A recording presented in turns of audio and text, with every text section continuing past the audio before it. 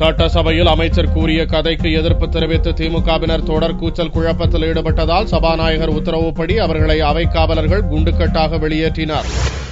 தமிழக சட்டசபையில் ஆதி திராவிடர் மானிய கோரிக்கைக்கு பதிலளித்து பேசிய அமைச்சர் சுப்பிரமணியன் பேராசை பெருநஷ்டம் என்பதை விளக்கும் கதை ஒன்றை கூறினார். அதில் திமுகவினர் பேராசையால்தான் ஆட்சியை இழந்ததாகவும் திகார் சிறையில் கனிமொழி இருப்பதற்கும் பேராசைதான் காரணம் என்றும் குறிப்பிட்டு பேசினார்.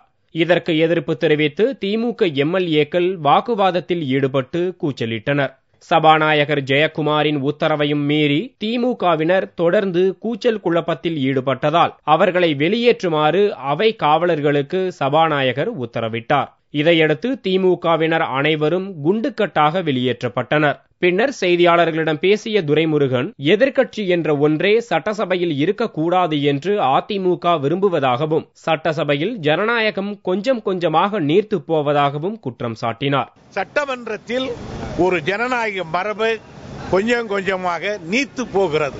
இது நல்லதல்ல.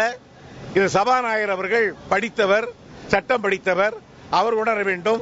முதலமைச்சர் அவர்களுக்கும் அதை உணர வேண்டும். காரணம், எதிர்த்து குரல் கொடுப்பதே சட்டமன்றத்தில் இருக்கக்கூடாது என்ற நிலை இருந்தால் ஜனநாயகம் எங்கே இருக்கு? சட்டசபை புறக்கணிப்பை திமுக கைவிட்டாலும் வெளிநடப்பு அல்லது வெளியேற்றம் போன்றவற்றால் சபையில் தினமும் பரபரப்பு தொடர்கிறது.